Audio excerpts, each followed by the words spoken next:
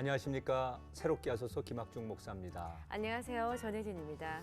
요즘 젊은 세대들 20대, 30대를 비롯해서 많은 젊은이들이 참 세상 살면서 힘들고 또 안타까운 이야기들을 많이 듣게 됩니다. 뭐 많이 그런 얘기 하잖아요. 네. 뭐 이제 모든 걸 다 포기한다. 뭐 삼포 세대 네. 들어보셨죠? 들어봤죠. 뭔지 아세요? 당연히 알죠. 연애, 결혼, 출산을 포기한다는 네, 얘기잖아요. 네, 맞습니다. 근데 요즘은요, 삼포 세대보다 더 나아가서 내 집 장만, 그다음에 인간관계까지 포기하는 5포 세대, 그런 게 더 있어요? 나아가 7포 세대도 있어요. 그런 게 있어요? 네. 꿈과 이야. 희망을 포기한다고 합니다. 네. 근데 그 사실 거기를 좀 넘어서요. 네. 7포 세대도 이제 옛말이 돼 버렸고요. 그래요? 최근에는 네. 모든 걸 다 포기한다. 그래서 M포 세대 뭐 아이고. 이런 얘기가 나온다는데 씁쓸한 얘기인데. 얼마나 정말 사는 것이 힘들고 또 막막한지 네. 이 표현 속에 다 담겨져 있는 것 같습니다. 네, 아프니까 청춘이다라는 말은 옛말인 것 같습니다. 네. 청년들에게 위로가 될 것 같지 않은데요. 그래서 오늘 모실 분은요, 하루하루를 열심히 살아가는 교회 미생 전도사님 한 분을 모셔봤거든요. 오늘의 주인공 화면을 통해서 먼저 만나보시죠. 바둑에 이런 말이 있어. 미생, 완생. 우린 아직 다 미생이야. 미생, 완전한 삶의 상태가 아님을 나타내는 바둑 용어. 오늘 새롭게 하소서의 주인공, 바로 교회 미생을 대표하는 김정주 전도사입니다. 파트타임 전도사로서 사역과 삶의 무게를 동시에 짊어지며 치열하게 살아가는 크리스천의 이야기. 매일매일 완생의 은혜가 필요한 우리들에게 공감이 되고, 그래서 더 위로가 되는 따뜻한 시간이 시작됩니다.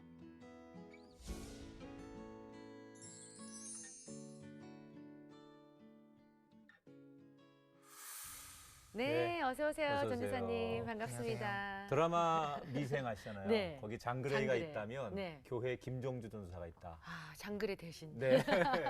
우리 시청자분들한테 네. 카메라 보시고 인사 좀 한번 해주세요. 네, 안녕하세요. 저는 가락동 열방교회에서 교회학교 파트 전도사로 섬기고 있는 김정주라고 합니다. 네. 네. 중요한 것 또 하나 빠졌어요. 세움이 세미 아빠. 아빠. 네, 세음이 아빠가 얼마 전에 되었습니다. 네. 근데 새롭게 하소서에 오늘 출연하시는 걸 좀 망설이셨다고 얘기를 들었어요. 네. 왜요?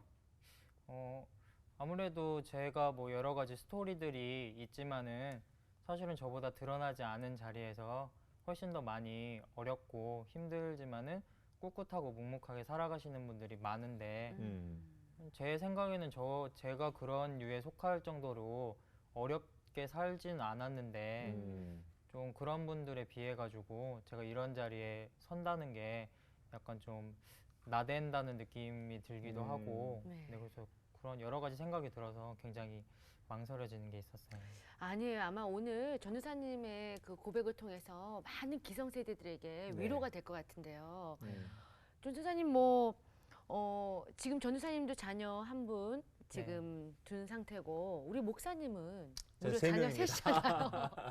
목사님 요즘 가장 큰 고민이 있으시다면 이게 자녀들의 문제를 하나님 앞에 맡긴다. 이렇게 우리가 늘 기도하고 또 네. 말하잖아요. 근데 현실에 돌아가면 이 자녀들을 보면 걱정이 되죠. 이제 군대를 가기 전에는 군대 잘 가야 될 텐데 네. 또 제대하니까 또 학교 장가 보내야 되는데 잘 졸업해야 될 텐데 졸업하니까 취업 잘 돼야 되는데 아, 취업 맞아요. 네, 뭐 이런 거. 목사님 말씀하셨지만 요즘 청년들 이제 자녀도 그렇고 네. 취업이 가장 큰 문제잖아요. 네. 우리 김 전도사님에게도 정말 그런 게 큰 고민이었을 것 같아요. 네. 아무래도 저는 그래도 전도사니까 네. 교회에서 사역지 같은 곳이 있어가지고 네. 그런 취업 전선에 뛰어들지는 않았지만은 이제 먹고 사는 문제에 있어서는 자유로울 수가 없으니까 네. 그런 부분에서는 동일한 고민으로 살아왔던 것 같아요. 알바를 이렇게 많이 하셨다면서요? 왜냐하면 파트 전수사시니까 토요일, 수입이, 주일만 네. 교회가 사역하시고 네. 나머지는 이제 다른 일을 그동안 하셨던 거잖아요. 네. 네. 저 정말 알바 안 해보신 게 없다고 들었습니다. 근데 사실은 안 해본 게 훨씬 더 많고 네. 남들에 비하면 좀 남들에 많이 했다 비하면? 그런 얘기입니까? 그리고 많이 이렇게 적어보니까 네. 저도 몰랐는데 적어보니까 꽤 많은 일들을 어떤 겁니까 그러면?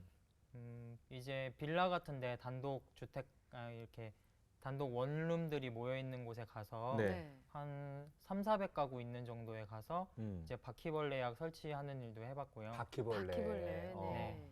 경륜 경기장 소독 같은 것 일도 아. 해봤고 네. 뭐 택배 알바, 빵집에서 이제 계산하는 것들, 뭐 대형마트에서 밤에 이제 야간에 물품 정리하고 계산하는 거, 음. 네, 뭐 사우나, 뭐 여러 가지를 해봤죠. 이야, 야, 정말 청년들이 많은 뭐- 일을 네. 하셨네요. 그게 좀 죄송한 표현이지만 네. 내가 살아야 하니까 내 현실상 최선의 방법이셨습니까? 네, 먹고 살아야 되니까 음. 그렇게 발버둥을 쳤던 거죠. 그럼 지금도 알바를 하고 계신 거예요? 지금은 이제 아내가 네. 그 출산을 해가지고 정기적으로 이제 기간을 두고 하는 알바는 못하고 네. 주중에 이제 단기로 음. 하루 당일치기나 좀 그렇게 하루에 많이 하되 좀 많은 또 돈을 벌 수 있는 그런 단기 알바를 주로 찾아서 하고 있어요. 많은 알바를 해보셨잖아요. 네. 그래도 기억에 남는 일이 또 있으실 것 같아요. 네, 3가지 정도가 있는데 네. 이제 첫 번째는 택배 알바였어요. 네. 왜냐면 택배 알바는 일단은 오전 7시 반까지 출근을 하면은 그 몇 톤인지는 모르겠는데 아무튼 엄청 큰 트럭이 몇 대가 이렇게 나열이 돼 있으면은 네. 거기에 있는 엄청난 정말로 태산 같은 짐들을 우르르 이렇게 쏟아내거든요. 네.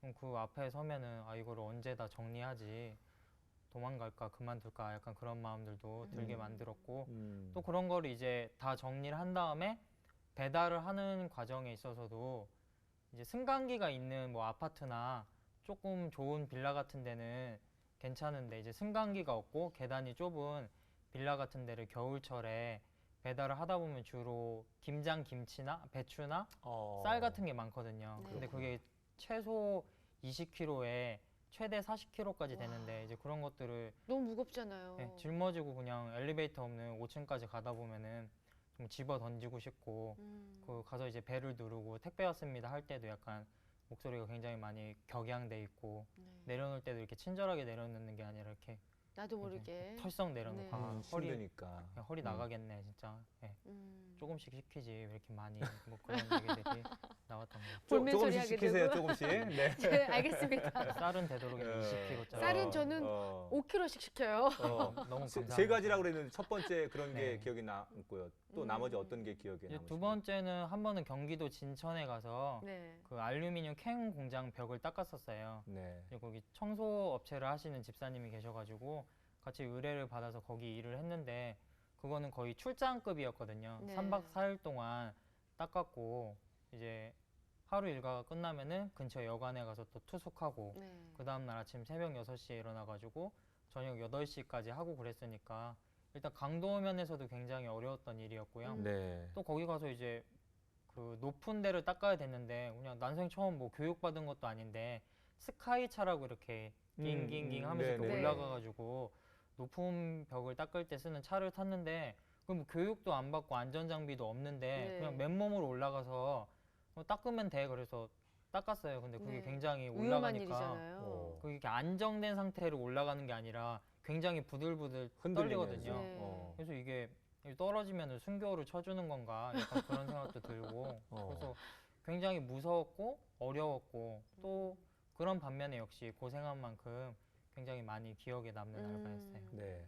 또 마지막 세 번째 어떤 게 기억에 이제 남으세요? 마지막은 사우나에서 이제 네. 일을 했었던 건데 그 사우나가 좀 특별한 사우나였어요. 그러니까 굉장히 소위 말하는 부자들만 고급 이용할 사우나. 수 있는 그런 사우나에서 일을 하면서 굉장히 많은 사람들을 만났는데 거기에 있는 회원들은 이렇게 심심할 때 네이버에 검색을 해보면은 다 나왔거든요. 네. 그래서 그분들 이렇게 여러 가지 뭐 사이에서 일을 하고 또 그분들의 평생 볼 수 없는 이제 알몸들도 공짜로 뭐 감상도 하고 그렇게 하면서 그런 거기서는 일은 힘들지 않았는데 이제 굉장히 그런 뭐랄까 괴리감? 위계 질서 같은 것들이 엄격해가지고 직장 생활 같이 그 위에 있는 사람들이 많이 힘들게 했거든요. 네. 제 위에 있는 뭐 주임들이나 팀장님들이 저를 굉장히 많이 힘들게 해가지고 일은 괜찮았는데 정신적인 스트레스가 상당했고 또 말씀하신 그런 현실적인 괴리감에서 와, 저 사람들 진짜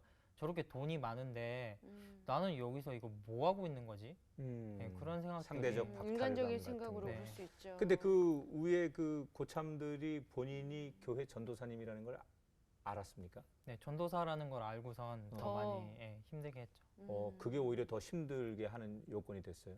왜냐면 교회에 대해서 어느 정도 약간 반감이 네. 있었던 분들이었고 또 그런 교회 전도사라고 하니까 아무래도 이미지상 좀 더 뭐 열심히 해야 된다는 그런 의식이 많아가지고 네. 뭐 같은 실수를 해도 이제 보통 그냥 넘어갈 수 사람들이 있는데. 하면은 아 뭐 할 수도 있지 그랬는데 이제 제가 실수를 하면은 야, 넌 교회에서 전도사인데 여기서 뭐 하냐? 어? 나이 먹고 이걸 가지고 너 뭐 교회 하겠어?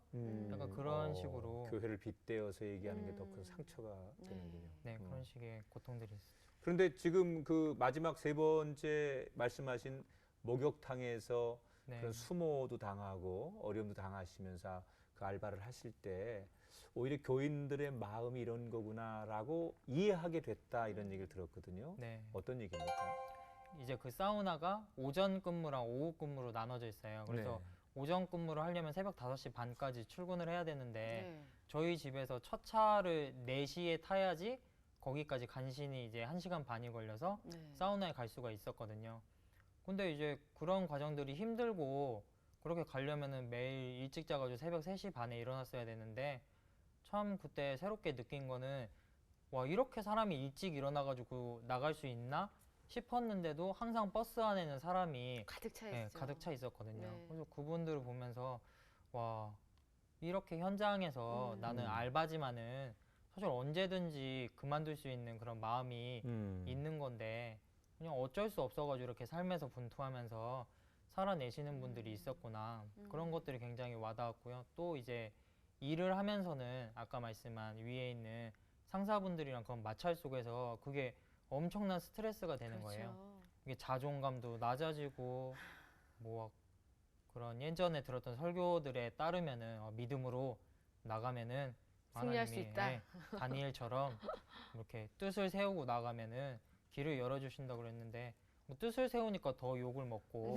뭐 왕의 진미와 포도주 그런 걸 거절하면은 끌려가고 뭐 그런 일들이 이제 벌어지니까 이게 직장 생활을 하면서 우리가 믿음 생활, 뭐 직장에서 삶의 예배를 드린다고 하지만은 그거는 그냥 너무 쉽게 말하는 게 많고 내가 현장에서 해보니까 와, 이거는 진짜 안 그만두고 버티는 것만도 대단한 신앙이다. 그런 생각이 많이 들었어요. 그리고 뭐 여름 되면 저희가 사역 시즌이 있잖아요. 네. 그래서 저 같은 경우는 이제 여름 성경학교랑 교회 단기 선교가 수련회 뭐. 네, 2개가 이제 연속성을 가지고 이렇게 진행이 됐는데 그것 때문에 알바하는 거 이제 근무표 일정을 조정을 했더니 한 달에 한 5번 나가고 다 쉬는 거예요. 그러니까 팀장이 불러가지고 너 여기 사장이야 네가?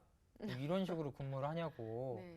뭐 이딴 식으로 하는 게 어딨냐고 하면서 막 욕을 하면서 근무표를 던지더라고요. 그래서 그거를 듣고선 많이 수치심도 들고 마음의 상처를 받았는데 그거보다 더 깨달은 거는 나는 예전에부터 항상 사역을 하고 전도사니까 교회에서 뭐 수련회 같은 걸 가거나 선교로 가면은 너무 편하게 갈 수 있었던 위치였던 거예요. 네. 뭐 특별히 하는 일이 뭐 알바 같은 건 그냥 그대로 빼면은 됐으니까. 근데 이제 직장을 다니시면서 항상 그런 시기가 되면 고민하고 갈등하시고 또 어려운 분들이 계셨거든요. 그래서 그분들을 바라보면서 저게 뭐가 어렵냐. 그냥 믿음으로 나아가면 되는 거지. 말은 쉽게. 네, 그렇게 그냥 그동안 건면했는데 그렇죠. 내가 막상 현장에 네. 있어 보니까 뭐 안 되면 잘리면 되는 거고 믿음으로 네. 나아가면 하나님이 휴가를 주실 줄을 믿습니다. 뭐 이렇게 네. 해왔었는데 이게 현실에 가보니까 믿음으로 나아가면 잘릴 수밖에 없는 거예요. 그래서 이게 진짜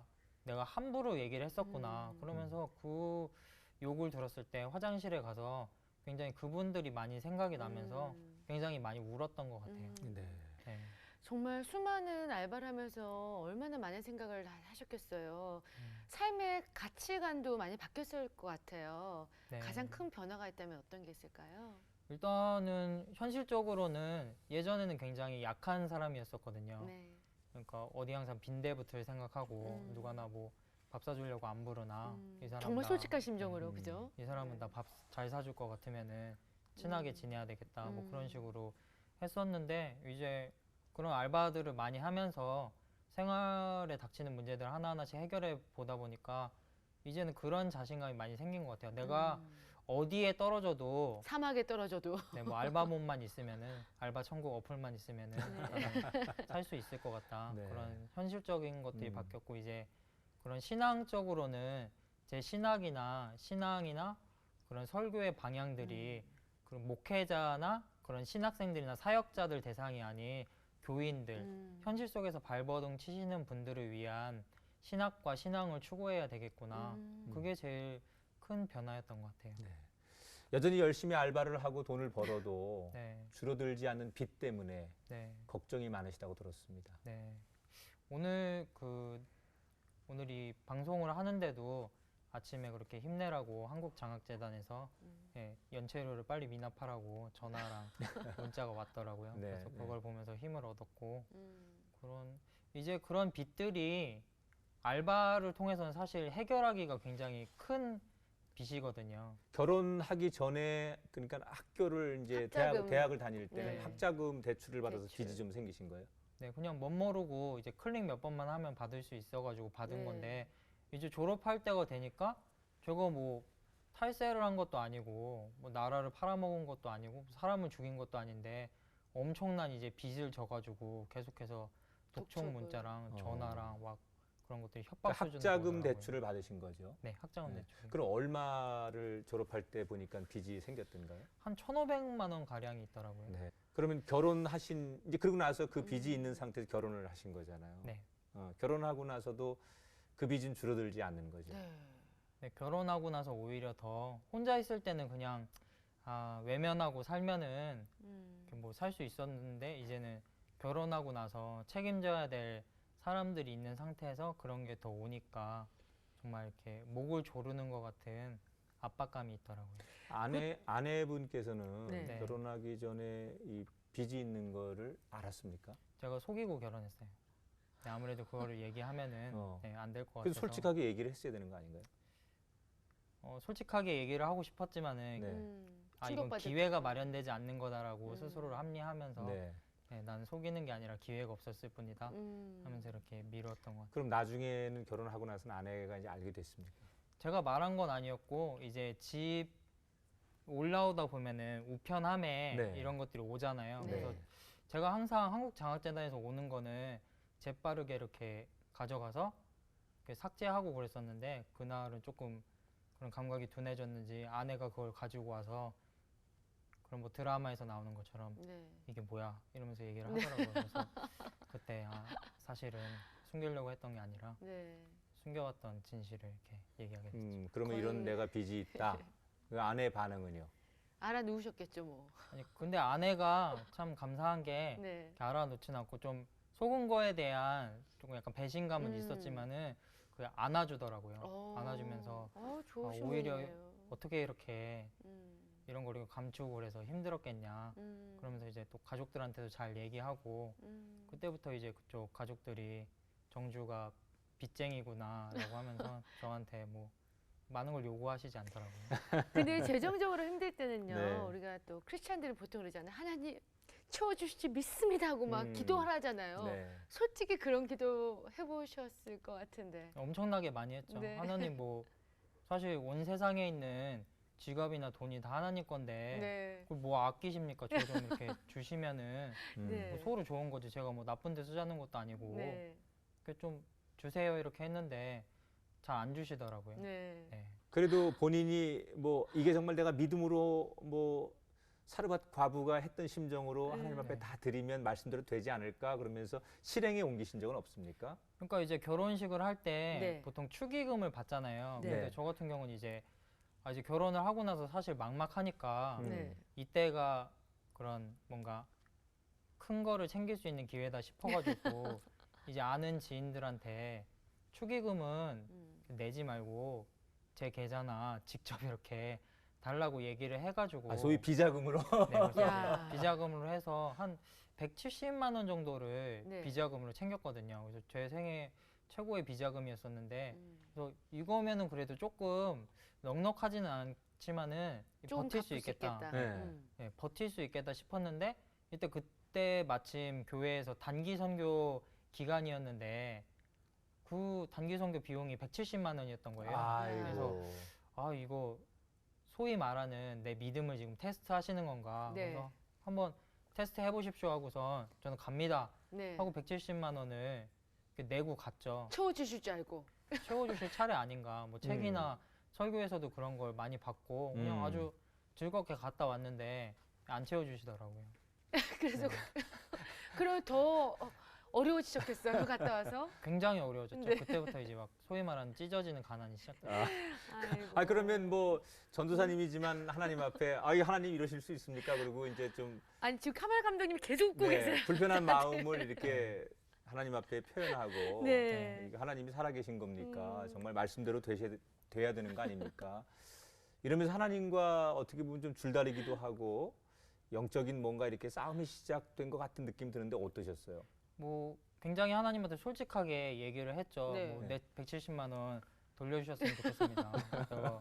그래서 선교 뭐 여행 갔다 온 것도 아니고 선교 하나님 가서 일하러 갔는데. 그렇게 열심히 뛰고 음. 애들이랑 사진도 찍고 음. 뭐 그렇게 했는데 이 타이밍에 이렇게 안 해주시면은 좀 서운하죠. 그런 마음들을 그냥 솔직하게 토로했고 이게 계속 그런데도 뭔가 응답이라고 보여지는 게 안 오니까 네. 그냥 기도도 하기 싫고 성경에 나와 있는 하나님이 되게 싫은 거예요. 네. 여기서는 뭐 이렇게 채워준다고 얘기를 해놓고 현실 속에서는 그냥 모른 채 하고 하니까 그래서 그때 많은 회의 같은 게 들었었고 네. 결국에 나중에 이제 가서 스스로 내린 결론은 뭐 하나님은 어떤 사람을 벼랑 끝에 서가지고 밀어서 뭐 날개가 있는 줄 깨닫게 해주시고 날개 만들어 주시는 그런 케이스도 있었겠지만은 저 같은 경우는 그냥 벼랑 끝에 서라 그래서 벼랑 끝에 서니까 밀어버리는. 네, 섰어요. 섰는데 이제 하나님이 밀어가지고 아 이제 날 타이밍이다 하고서 손을 이렇게 멋지게 촥 하고 펼쳤는데 네. 그냥 그대로 곤두박질 쳐가지고 추락했어요. 네, 추락한 거죠. 근데 거기서 이제 그 벼랑을 날개로 올라오지는 못했지만은 그냥 있는 힘을 다해가지고 다시금 올라오는 과정들을 통해서 제가 기대했던 날개는 아니지만은 또 다른 날개를 내 안에서 달아주시고 발견해 주신 것 같아서 그런 과정들이 오히려 감사했어요. 표현이 참 좋으신데요. 인간적으로는 네. 좀 실망도 하고 하지만 또 네. 지나보면 그 속에 하나님의 은혜가 있고 네. 하나님이 나를 또 훈련하시고 네. 내가 생각하지 못하는 뭔가가 있구나라는 것을 깨달으셨다는 얘기죠. 네, 네. 그 당시에는 뭐 전혀 그냥 싫었고 그랬지만은 나중에 가니까 그것도 또- 하나님이 날 사랑하는 방법이었구나. 또 그렇게 말 안 하고 그러면 또 벌 받을 것 같기도 하고. 예, 제가 꼭 잘못하고 있는 것 같네요. 자, 이렇게 이제 정말 우리 젊은이들이 지금 가지고 있는 고민이죠. 네. 대학을 어렵게 다니면서 학자금 대출 받고 빚을 져서 졸업만 하면 뭐 취업도 하고 이제 안전하게 사회생활 할 것 같은데 여전히 이 세상의 현실의 벽은 어둡고 뭐 그래서 결혼하기도 어렵고 또 자녀를 낳는 것도 참 포기해야 하는 그런 젊은 세대들의 고민들을 오늘 전사님을 통해서 우리가 함께 나누고 있는데 그렇게 물질적으로 어렵고 지금 본인이 정말로 자신의 몸 하나를 세상에서 살아가기도 어려운 상황에서 결혼을 하셨단 말이에요. 네, 지금 이제 결혼하기 전까지 그 현실이었단 말이죠. 네. 이건 조금 어떻게 보면 무모한 거냐 아니면 용기가 있는 거냐 네. 이렇게 물어볼 텐데 그냥 굉장한 무지에서 나온 담대함이었던 것 같아요. 무지의 담대함이다. 네. 네. 그냥 뭐 아는 게 결혼에 대해서 현실에 대해서 네. 워낙 그런 감각이 없으니까 네. 소위 말하는 믿음으로 나아가면은 네. 뭐 다 될 줄 알았죠. 네. 다 뛰어넘고 다 해결되고 다 부셔지고 그럴 줄 알았는데 굉장히 현실은 그렇지 않더라고요. 냉혹했어요. 음. 아니 와이프분은 그럼 사모님 어떻게 만나신 거예요? 이제 처음에 그 이제 아내가 지금 제가 사역하는 교회에서 네. 교회학교 간사로 섬기고 있었거든요. 근데 아내는 이제 신학 교육을 받지 않아가지고 그런 간사로 섬기는데 설교를 하는데 약간 좀 모르는 부분들이 많았었나 봐요. 그래서 그걸 이제 같이 친구인 신학과 신학교를 다니는 친구한테 물어봤었는데 너무 많이 물어보니까 그 친구가 짜증냈대요. 도저히 안 되겠다 해가지고 약간 도피성으로 내가 아는 선배 중에서 이런 부분 굉장히 잘 알려줄 수 있는 사람이 있는데 이분한테 한번 물어봐라 라고 소개시켜준 게 저였죠. 네. 그래서 아내가 저한테 막 이렇게 물어보기 시작을 하면서 사랑이 싹 텄던 것 같습니다. 요 부분에서는 굉장히 확신이 있네요. 사모님이 몇 살 나이 차이가 나세요? 7살입니다. 7살 미치죠? 네. 연하. 와. 이야. 또 예쁘시다면서요? 네, 예쁩니다. 네, 아주 굉장히 이제 아. 미소가 이제 오기 시작하네요. 네. 네, 사모님 얘기하니까. 네. 아직까지도 러브러브. 네. 네. 근데 처음에 이렇게 그 예쁜 사모님, 마음에 드는 사모님 만나서 결혼을 결심했는데 네. 장모님 쪽에서 반대를 좀 하셨다고요. 일단은 그 뻔히 파트 전도사라는 거를 같은 교회에 다니시는 집사님이셨으니까 장모님이요. 네, 알고 계셨고 그냥 겉보기에도 제가 뭐 이렇게 특별한 게 없고 근데 아마 그때 가장 큰 요인은 장모님이 그때는 조금 은혜를 덜 받으셔서 굉장한 외모 지상주의에 사로잡혀 계셨거든요. 그래서 그때 조인성이 나오는 드라마를 보면서 네. 눈이 한껏 높아지셨을 때여가지고 이상형이 조인성 씨. 그러니까 뭐 조인성 정도는 돼야 된다고 생각하는 가운데서 네. 이제 뭐 저 같은 오징어를 보니까 그냥 아니, 마음에 굉장히 안 잘생기셨는데. 그러니까요. 깜짝 어우, 놀랐어요. 아니, 네, 훈남. 충분히 가능성이 있는데요. 네. 들어요. 그래도 조인성 씨에 비하면은 네. 스스로 오징어라 비하하시고. 아, 조금만 다듬으시면 굉장한 미남이십니다. 감사합니다. 네. 네. 그러니까 성이 안 차신 거죠, 장모님이 그때 당시는. 뭐 성도 아니고 그냥 보이지도 않았었던 네. 거예요. 헤어지라고 오. 오히려 압박을 한 달 동안 네. 그거 어떻게 하셨다고 설득을 하셨습니까? 설득을 한 건 아니고 네. 이제 아무래도 파트 전도사로서 뭔가 그 승부수가 필요하잖아요. 제 가진 거를 네. 어필을 하려면은 제가 마냥 오징어는 아닙니다라는 거를 이제 어필할 수 있는 기회가 필요했는데 그때 마침 철야 예배 설교를 네. 담임 목사님이 이제 맡기셨어요. 금요철야. 그래서 이때다 이게 신의 한 수가 될 수 있겠다 싶어가지고 네. 정말 엄청난 기도와 네. 정말 많은 기도를 준비를 해서 네. 이제 아내한테 얘기를 해서 꼭 그 자리에 그 어머님 모시고 아버님이랑 와라. 그 아버지까지 네. 모시고 왔으면 좋겠다 해가지고 하나님을 믿고 그때 설교를 했었는데 네. 그때 그런 은혜의 이펙트가 굉장히 강하게 먹혀가지고 네. 아, 저 녀석이 만약 오징어만은 아니구나 라는 걸 음. 이제 깨달으시고 그럼 장모님 되실 분이 은혜를 거기서 많이 받으신 거예요? 네, 하나님이 아무래도 좀 특별하게 은혜를 어. 주셔가지고 어. 네, 특별한 시간이었어요. 그 전사님 편이네요, 하나님이. 그런 거 보면요. 오징어가 아니라 문어였어요. 아니, 나중에 장모님이 정말 설교 들어보니까 사이해도 좋겠다 할 만큼 만족하셨다고 네. 얘기를 하시던가 싶죠? 아니 그때는 이제 그 정도까지는 아니고 네. 그냥 조금 이제 호감 게이지가 올라간 거죠. 그렇죠. 뭐 완전히 그렇게 논팽이는 아니네. 약간 예. 그 정도. 영적으로 존경심이 생기셨나 봐요. 그때. 아무래도 저희가 이제 그냥 아무것도 아니더라도 음. 저희한테 이제 은혜를 끼치거나 그런 음. 사람들을 보면은 네. 하나님이 주신 아름다운 원리에 음. 따라서 호감이 생기잖아요. 그렇죠. 네. 그래서 제가 걸었던 그런 은혜 이펙트가 성공적이게 된 효과를 것 같습니다. 봤네요. 네. 그 사모님 만나신 지 이제 3개월 만에 초스피드로 결혼을 이제 진행하신 건데 네. 잘 이렇게 장모님도 설득하고 뭐 처갓집도 잘 승낙을 받아서 결혼을 이제 잘 진행하시다가 네. 막판에 결혼을 못 하실 뻔했다는 얘기를 복병이 들었습니다. 따로 계셨다고. 네. 누가 그렇게 결혼을 반대하신 겁니까? 또? 이제 저희 어머니께서 이번에는 네. 이제 본인의 어머니께서 네. 아니 본인의 어머니께서는 아들이 또 최고 아닙니까? 그러니까요. 이제 아들의 앞길을 제대로 막으신 거죠. 아니 그 상황 좀 네. 설명 좀 해줘보세요. 어떻게 된 건지. 그러니까 이제 만난 지 3개월 만에 이제 결혼을 해야 되겠다라고 확신이 들어가지고 네. 어찌됐든 빨리 하고 싶으니까 지금 아무것도 모르고 예쁘고 젊은데 이런 기회가 하나님이 나한테 주셨는데 이게 놓치면 안 될 것 같아가지고 빨리 이렇게 잡으려고 결혼을 이제 밀어붙이는 가운데 상견례 자리를 마련을 했어요. 네. 근데 그 상견례 자리에 사실 나올 때도 어머니가 흔쾌히 나오신 게 아니라 제가 막 멧돼지처럼 밀어붙였거든요. 무조건 가야 된다. 내가 다 마련을 해놨고 이런 사람이 언제 내가 이렇게 아내로 맞이할 수 있을지 모르는데 이건 엄마가 도와줘야 된다. 그날 무조건 가야 되는 거니까 더 이상 언급 끝. 이런 식으로 얘기를 하고 이제 상견례 자리에 그야말로 이제 제가 앉혀놓은 거죠, 어머니랑 네. 동생을.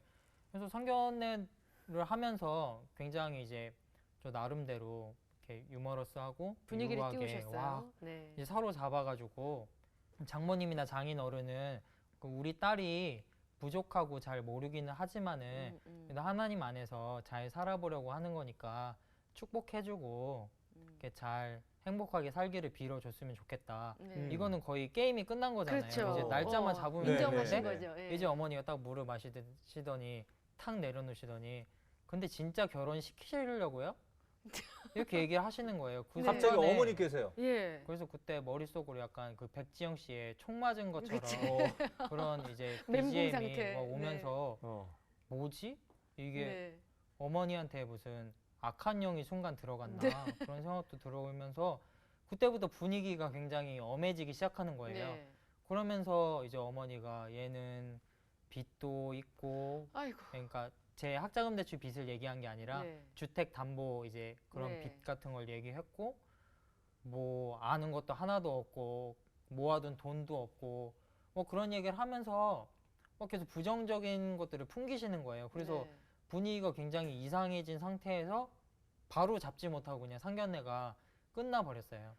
아니 어머니랑 오. 사이가 안 좋으셨어요? 왜 어머니가 그렇게 부정적으로 반대하셨을까요? 그러니까 이제 훗날 뒤돌아보면은 네. 아버지가 돌아가신 이후부터 일찍 돌아가셨나요, 아버지? 네, 초등학교 6학년 때 돌아가셨는데 네. 그때 이후부터 이제 제가 바로 사춘기가 시작이 되고 나서부터는 그런 생각이 되게 지배적이었던 것 같아요. 엄마는 나를 절대 이해 못한다. 내가 지금 느끼고 있는 감정들, 생각하는 것들, 혼란들, 학교 생활들, 내 꿈들 그런 거를 이해 못하는 사람이다 라는 생각이 들고 계속 그게 이어지다가 그때 이제 고등학교 2학년 후에 예수님을 만난 후에도 그때도 이제 어머니를 보면서 그런 물론 예전만큼은 아니고 그런 반감들은 많이 누그러지고 표면적으로는 이제 어머니한테 착하고 잘하는 아들이었지만은 이제 내면 한 구석에서는 여전히 가슴으로 대하지 못하는. 네, 어머니는 그래도 여전히 나를 이해 못하는 사람이다. 내가 가진 신앙의 세계들이나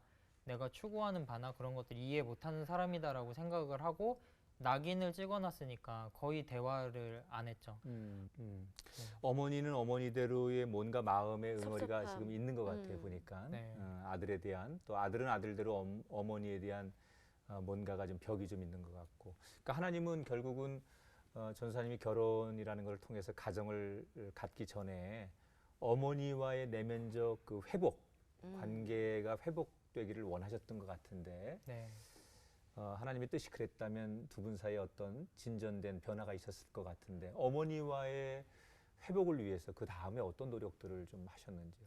일단 그 사건이 있은 이후로 제 주위에 제가 좀 그런 얘기들을 털어놓고 상담을 하실 수 있는 분들이 그런 얘기를 많이 해주셨어요. 그러니까 지금 네가 그렇게 한 거는 많이 잘못을 한 거고 이제부터는 무조건 어머니 얘기를 최대한 많이 들어드리고 존중해드리고 세워드리면서 어머니랑 대화를 하고 결혼이 문제가 아니라 어머니랑 관계를 회복하게 되면은 결혼은 자연스럽게 열릴 거라는 얘기를 하셨어요. 그래서 네. 그때 이후로 어머니랑 뭐 한 10년, 15년 얘기를 안 하다가 갑자기 얘기를 하려고 하니까 굉장히 어색하잖아요. 그래서 쑥스럽죠.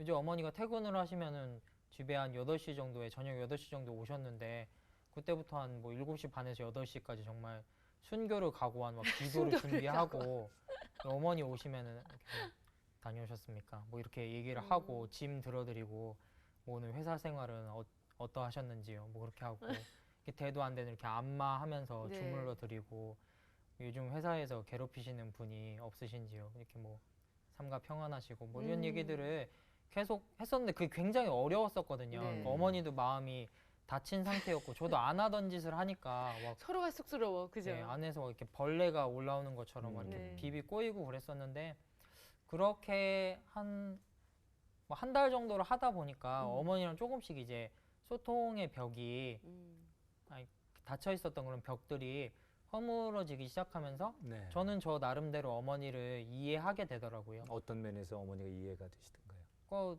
내가 여태까지 참 잘못했구나. 어머니가 사셨던 세월들이 험악하고 참 많이 힘드셨을 텐데 이 큰 장남이라는 놈은 그것도 모르고 지금 그런 예쁜 색시 얻어가지고 나갈 생각은 탈옥할 생각만 하고 네. 이거는 참 만약에 그때 상견례가 파토가 안 나고 잘 됐으면은 그것도 아름답지 못했을 텐데 하나님께서 이렇게 한번 우회하시는 것처럼 보였지만은 이렇게 하심을 통해 가지고 정말 아름답게 우리 가정도 회복시키시고 또 결혼도 완성하시려고 하는구나 라는 그런 섭리의 손길을 조금은 본 것 같아 가지고 근데 그렇게 하면서 이제 그런 기간들을 보내고 나니까 자연스럽게 이제 그런 결혼에까지 가는 길들이 열리게 된 것 같아요. 그 이제 자녀를 얻으셨잖아요. 네, 자녀 이름이 아까 세음이라고 했던가요? 네.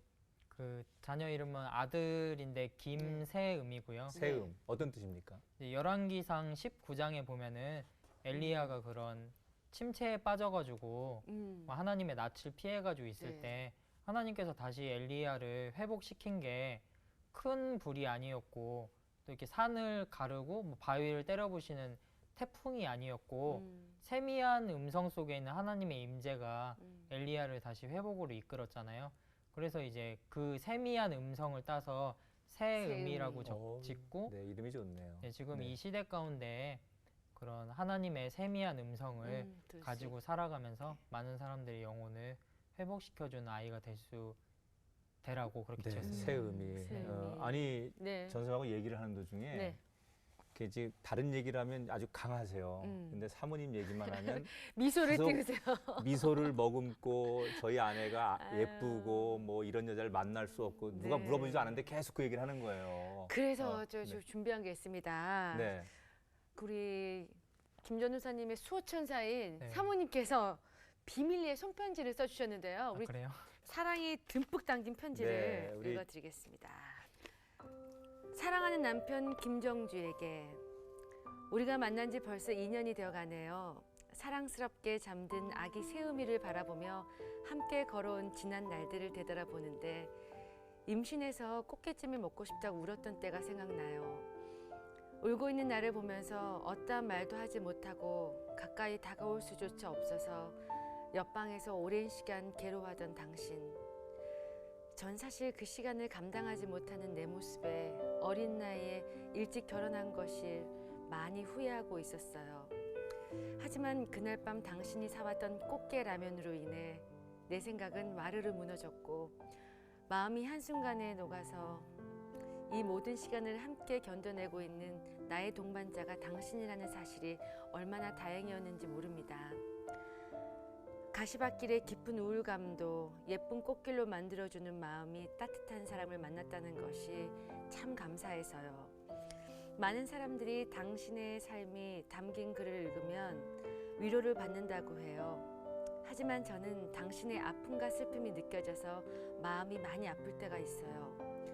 나는 다 알 수 없는 당신의 아픔이 1000개, 5000개 혹은 더 무수하다면 나는 하나님이 아니기 때문에 한 번에 다 안아줄 수 없겠지만 함께 살아가면서 한 번에 하나씩이라도 좋다면 당신의 아픔이 1000만 개, 5000만 개 혹은 더 무수하더라도 내 평생을 걸고 하나씩 다 끌어안아 줄게요.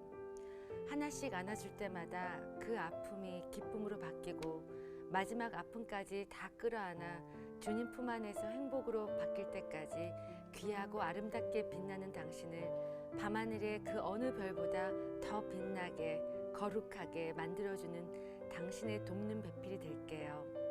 앞으로도 지금처럼 세음이 트림시키는 일은 당신이 쭉 해줄 거라 믿어요. 세음 아빠 화이팅! 깊이 사랑하고 존경하고 축복해요. 정주의 에제르 아내 정세나 네. 사모님. 세나. 네.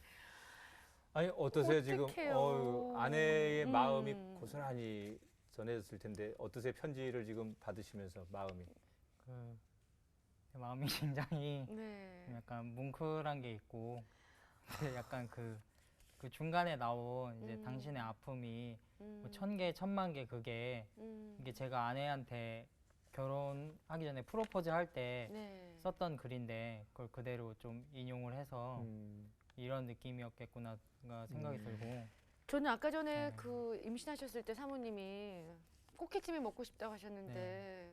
그걸 못 사주셔서 꽃게라면을 사오셨다고. 네. 그래서 그 마음이 다 무너졌대요. 음, 그때 많이 힘드셨겠어요, 그죠? 그때 굉장히 미안했죠.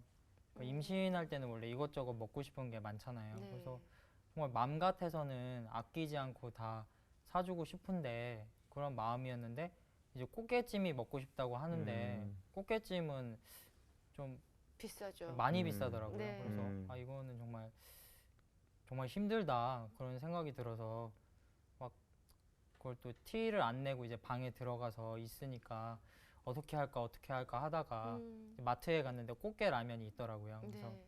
이거라도 좀 진하게 끓이면은 뭐 그런 맛이 나지 않을까 그래가지고 끓여줬었는데 저는 그때 사실 저 자신에 대해서 아 정말 찌질하다라는 생각을 했었거든요. 이게 꽃게를 먹고 싶다는 사람한테 꽃게 라면이 말이나 되냐. 진짜 나 같았으면 아 뭐 이런 놈이 다 있냐 하고선 진짜 결혼한 걸 후회했을 텐데 그렇게 생각해줬던 게 굉장히 고마웠었던 것 같아요. 꽃게를 먹은 어느 산모보다도 꽃게라면 먹은 아내가 낳은 네. 새우미가 네, 그렇게 예쁘잖아요. 네 너무 예뻐요. 마음에 감동이 왔을 텐데 네. 그러면 답신을 하셔야 되잖아요. 네. 편지를 쓰실 수 없으니까 네. 편지는 나중에 아내에게 다시 한번 기회 되시면 써주시면 좋겠고 오늘 방송을 통해서 영상 편지. 화면을 보고 네. 네. 아내에게만 하고 싶은 말, 영상 편지를 좀 보내실 수 있도록 기회를 드릴 테니까요. 네. 아내에게 하고 싶은 이야기 한번 하시죠. 세나 편지 잘 받았고 나도 연애할 때 너의 마음을 사로잡으려고 숱한 편지를 보내왔는데 그때 네 마음이 어떨까 참 나는 많이 궁금했었는데 오늘 네 편지를 받고 나니까 이런 마음이겠구나라는 생각이 들어가지고 참 많이 마음이 찡했었고 그러네 이렇게 방송에 나와가지고 이런 얘기를 하고 있으니까 참 많이 어색하기도 하고 그런데 우리 열심히 잘 살았으면은 좋겠다. 새우미 트름 내가 잘 시킬게. 화이팅. 아유, 한마디 있어야 될 것 같은데요? 한마디 더요. 네. 사랑해.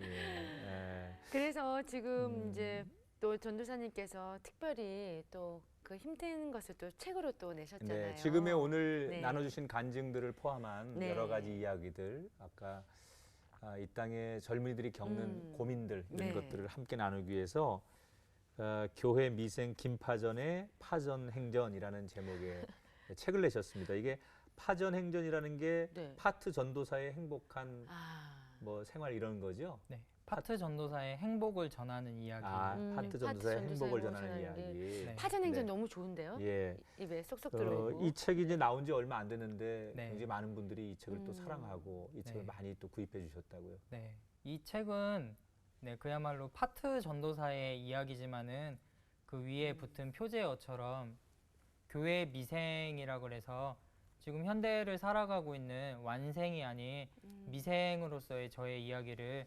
솔직하게 풀어놓은 책이고요.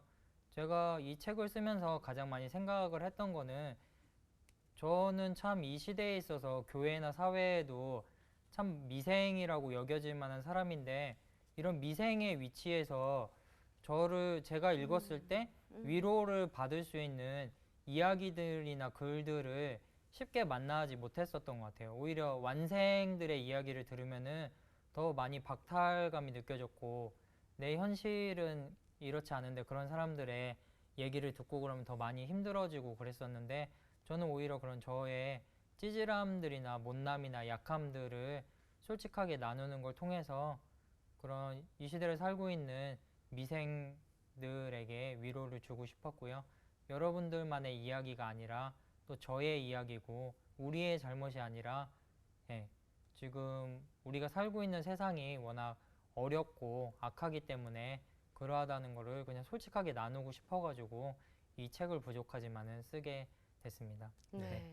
아마 이 땅에 지금 돈과 취직 앞에 어려움을 겪는 같은 젊은 세대들이 가슴으로 나눌 수 있는 이야기까지 네. 우리의 잘못이 아니라 네. 세상이 우리를 그렇게 대하는 것 그래서 무너지지 말고 더 나은 또 완생을 향하여 우리가 걸어가자라고 하는 그런 저는 도전의 이야기라고 생각이 됩니다. 네. 전사님도 충분히 그러실 수 있는 네. 일이라고 생각이 들고요.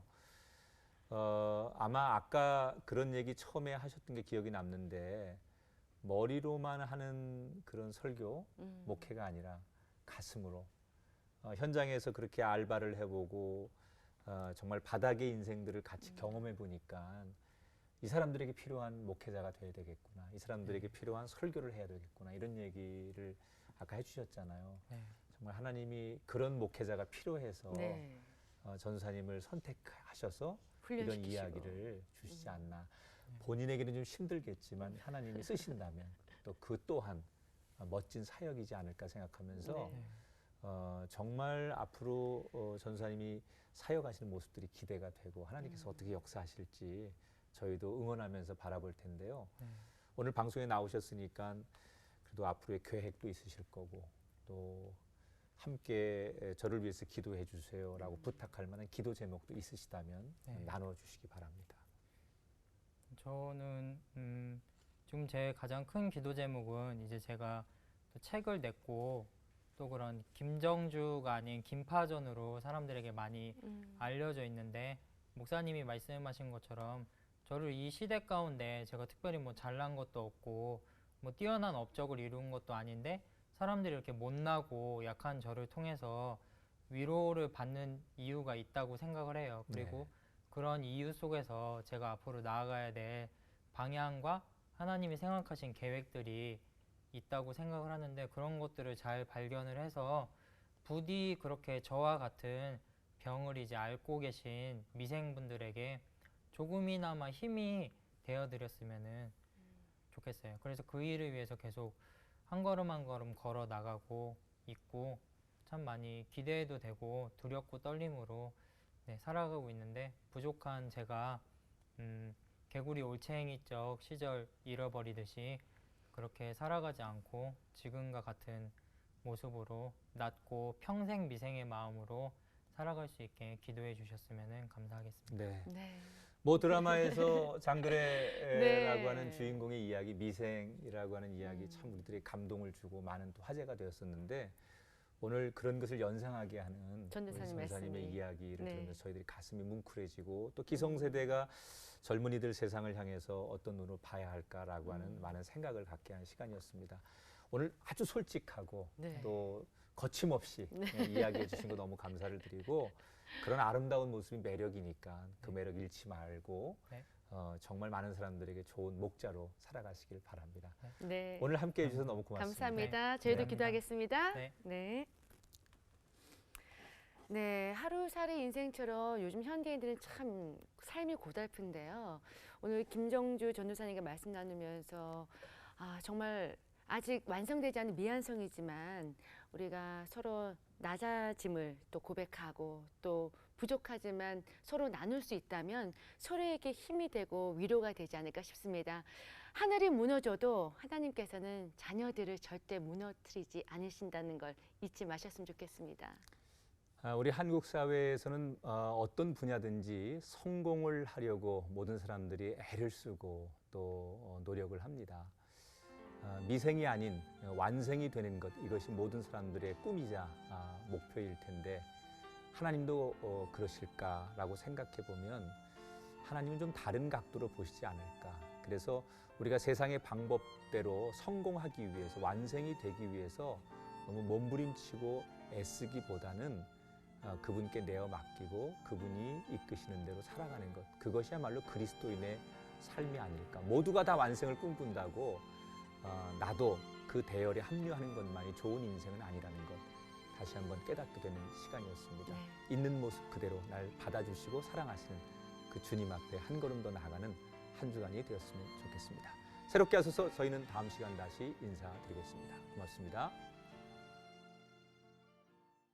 프로그램에 참여하신 분들께는 행복의 샘에서 활 헛개수 세트를, 제이손 진공젓가락에서 제이손 수저 세트를, 명가 김에서 김 선물 세트를, 뉴랜드 알로에에서 에르플의 기능성 화장품 세트를, 고추냉이 전문기업 주식회사 브니엘 월드에서 와사비야 생활용품 세트를 드립니다.